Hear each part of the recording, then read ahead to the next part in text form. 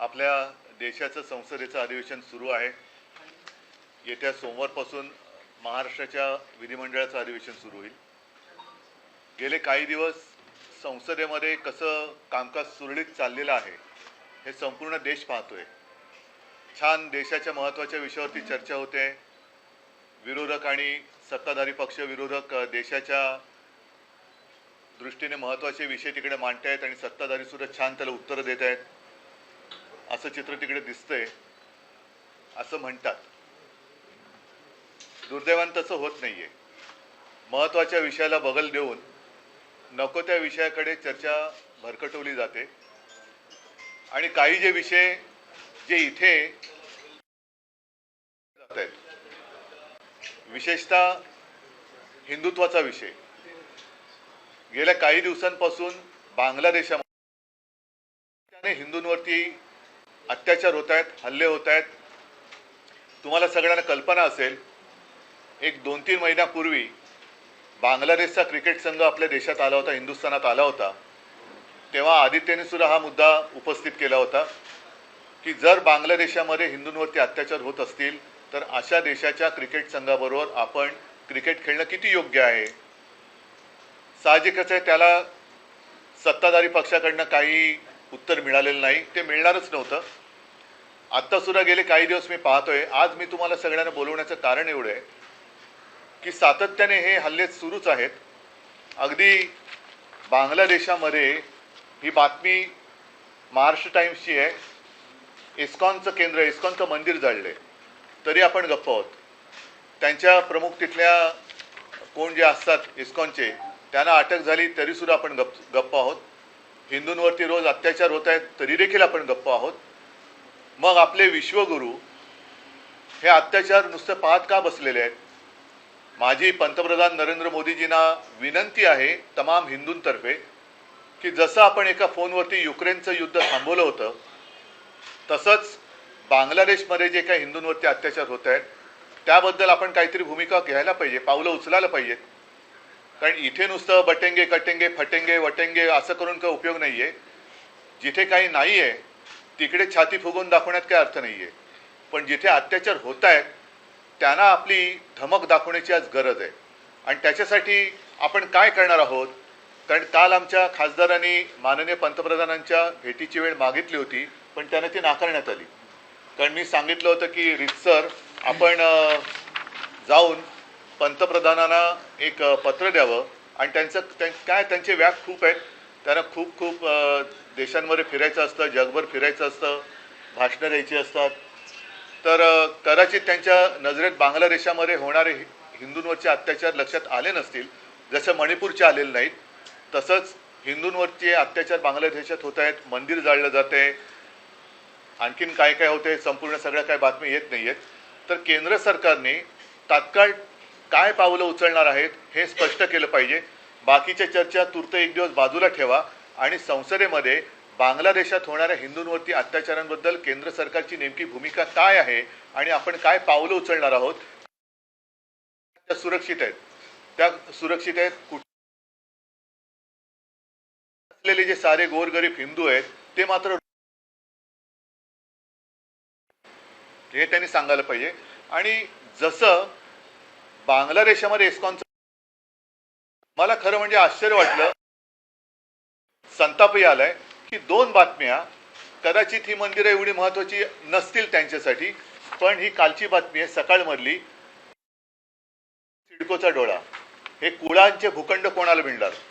आता सध्या भूखंड कोणाला एकालाच मिळत आहेत, तर हा सुद्धा भूखंड जो आहे सिडकोचा, हा सुद्धा त्यांनाच जाणार आहे का? आणि मंदिराचा जो काही भूखंड आहे तो त्यांना जाणार आहे का? दुसरा सामनाची बातमी आहे, ही सुद्धा मोठी बातमी आहे। गेल्या 80 वर्षापासून दादर रेल्वे स्टेशनच्या इथे असलेलं हमालांनी बांधलेलं, जो हमाल कष्ट करतो त्या हमालांनी बांधलेलं मंदिर गणपतीचं आणि हनुमानाचं हे भाजप सरकारने त्याला नोटीस पाठवली। ती नोटीस माझ्याकडे आहे की तुम्ही रेल्वेच्या जागेवरती अतिक्रमण केले 80 वर्षापूर्वी, 80 वर्षापूर्वीचं मंदिर हे पाडायला निघाले। मग तुमचं कुठे हिंदुत्व, कसलं हिंदुत्व आहे तुमचं? आम्हाला तुम्ही जेव्हा प्रश्न विचारता तुम्ही हिंदुत्व सोडलं का, मग तुम्ही काय सोडलेलं आहे आत्ता? ना तुम्ही आमच्या इथली मंदिरं वाचू शकत, की तुमच्याच राजवटीमध्ये रेल्वे प्रशासन पाडतंय, सरकार आणि राज्य सरकार ढिंब आहे. सिडकोच्या मंदिरावरती कोणाचा तरी डोळा आहे त्या जमिनीवरती. बांगलादेशामध्ये मंदिर जाळलं जाते, हिंदूंवरती अत्याचार होत आहे, तरीसुद्धा गप्प बसणाऱ्यांचं हिंदुत्व नेमकं त्याची व्याख्या आणि त्याचा आकार उकार तरी काय आहे हे मला एकदा त्यांच्याकडनं उत्तर मिळायला पाहिजे. म्हणून मी आज तुम्हाला सगळ्यांना बोलवलं, कारण त्यांना आम्ही रितसर भेटीची मागणी केली होती, ती त्यांनी दिली नाही. म्हणून नाईलाजाने मला आपल्या माध्यमातून त्यांना हा प्रश्न विचारायला लागतोय.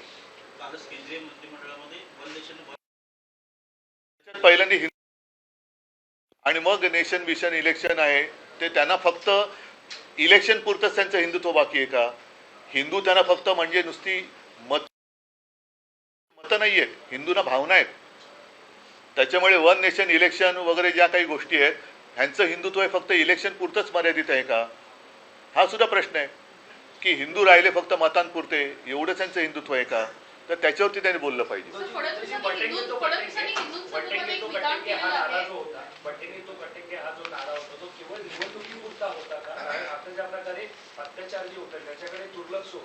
हो, तसंच माझं म्हणणं आहे की यांचं हिंदुत्व हे मतांपुरतं आहे. फक्त हिंदूंची मतं पाहिजेत, त्यांना भयभीत करायचं, त्यांना घाबरवायचं, त्यांची मतं घ्यायची आणि आल्यानंतर स्वतःच त्यांची आता मंदिरं पाडायला निघाले ती लोक. मग यांचं हिंदुत्व कुठे? आता कुठे गेलं यांचं हिंदुत्व? म्हणजे आता मंदिरं कुठे सेफ आहेत? अगदी बांगलादेशात पण नाही आणि आपल्या मुंबईत पण नाही आहेत. म्हणजे एक आहे तो सेफ आहे, तर कुठे मंदिरं कुठे सेफ आहेत? सर, फडणवीसांनी आताच एक विधान केलेलं आहे. त्यांनी म्हटलेलं आहे की 25 कोटी लोकांना गरिबीतून बाहेर काढलंय, हे हिंदू इकॉनॉमीचं खरं तर मॉडेल आहे. कालचीच एक बातमी आहे की महाराष्ट्र देशामध्ये बेकारीत नंबर 1 वर आहे. ही कालची बातमी आहे. आता त्याच्यामध्ये हिंदू आहेत की नाही हे कल्पना नाही, पण मी फडणवीसांना आता याच्यात घेतच नाही, कारण बांगलादेशाचा मुद्दा आहे. आणि फडणवीसांना याबद्दल घेणार आहे की आपल्या मुंबईतलं मंदिर जे 80 वर्षापासूनचं हनुमानाचं मंदिर आहे, हमालांनी कष्टाने बांधलेलं आहे, तिथलं झाड बीड त्यांनी छान व्यवस्थित ठेवलेलं आहे, असं मंदिर पाडण्याचा फतवा निघतोय रेल्वे खात्याकडनं. तेव्हा फडणवीसांचं हिंदुत्व काय करते, भाजपचं हिंदुत्व काय करते? आता ती बातमी आहे ती नीट बघितली पाहिजे, कालची का परवाच्या सकाळमधली आहे की सिडकोच्या मंदिराच्या भूखंडावरती सुद्धा डोळा आहे, सिडकोचा डोळा आहे मंदिराच्या भूखंडावरती. रामाचं मंदिर उभं करताना राम भक्त हनुमानाचं मंदिर तोडताय. नाही, पण उद्धवजी त्या मंदिरासंदर्भात तुमची भूमिका काय? कुठल्या वाचवण्यासंदर्भात तुम्ही काय करणार? माझ्या आता मला नाही, आता असं आहे ना, ईव्हीएम प्रशासनाला तुमचा सांगतो तुम्हाला. नाही, आम्ही काय फक्त इशारे देत राहायचं? ईव्हीएमचा निकाल काय? ईव्हीएम द्वारे त्यांनी निवडणूक जिंकलेली आहे ना, अधिकार त्यांना दिलेत. मग एवढंच जर का असेल तर का बसता तुम्ही? मग माझं हेच म्हणणं आहे ना की तुमचं हिंदुत्व, हिंदू म्हणजे फक्त मतं आहेत का? हिंदुत्व म्हणजे फक्त मतांपुरतं बाकी आहे का तुमचं? मग कसलं तुम्ही कटिंगे बटिंगे वगैरे करताय? कशाला करताय? कशाला हिंदूंना घाबरवताय? नाही, पहिलं मला त्यांच्याकडनं उत्तर. नाही, मी आता याच्याबद्दल काही बोलणार नाहीये, कारण एकदा ह्याच्याबद्दल, ह्या निर्णयाबद्दल, निवडणुकीच्या निकालाबद्दल लोकांच्या मनात एक धक्का आहे. जर का त्यांना असं वाटत असेल की लोकांनी खरंच त्यांना मतं दिले, तर पहिले त्यांची जबाबदारी आहे, ते काय भूमिका घेत आहेत त्याच्यावरती माझी भूमिका राहील. पहिलं हे मी तुमच्या माध्यमातून या राज्य सरकारच्या आणि मोदींच्या सुद्धा लक्षात आणून देतोय की बांगलादेशात हिंदू सुरक्षित नाही आहे. माझ्या राज्यामध्ये हिंदूंची मंदिरं पाडली जात आहेत. अशा वेळेला ज्या हिंदूंच्या मतांवरती तुम्ही निवडून आलात त्या हिंदूंची मंदिरं वाचवण्यासाठी तुम्ही काय करणार आहात? हे मला पहिले त्यांच्याकडनं उत्तर तर येऊ द्या.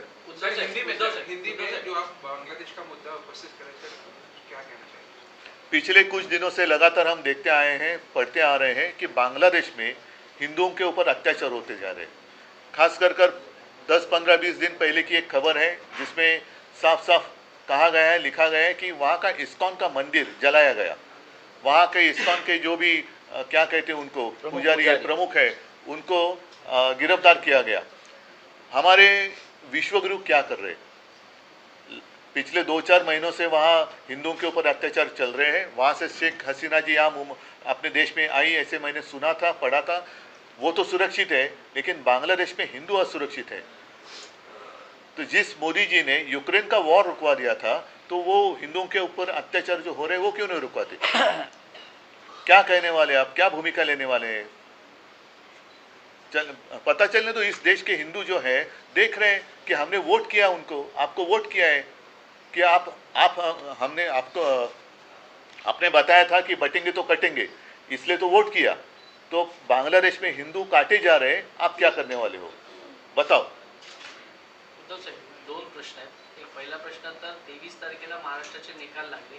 पहिला शपथविधीला उशीर झाला आणि आता 20 दिवस होत आले. कॅबिनेटचा विस्तार अद्याप होत नाही.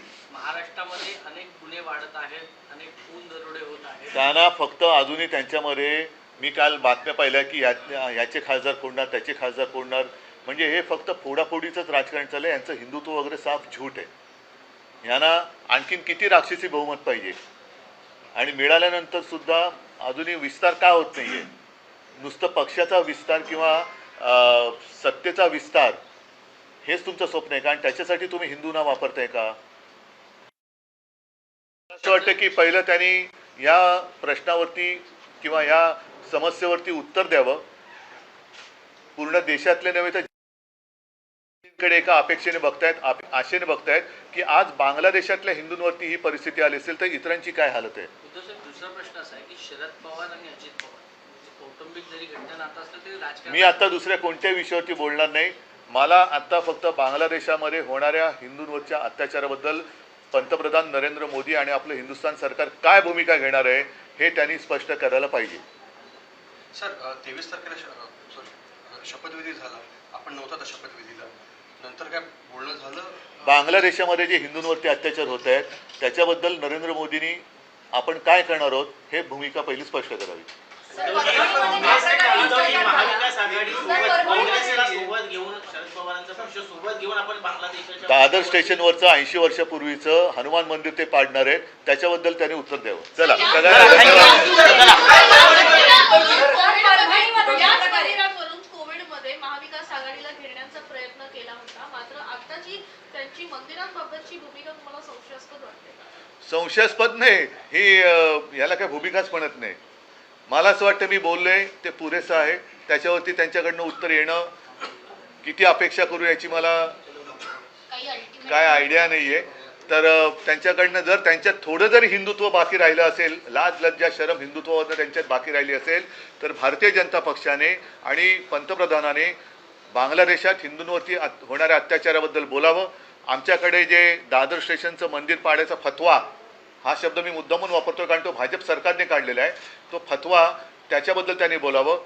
सिडकोचा डोळा तिथल्या मंदिराच्या जागेवरती आहे, तो भूखंड कोणाला देणार आहेत त्याच्याबद्दल बोलावं आणि मग त्याने आम्हाला हिंदुत्वावरती विचारावं.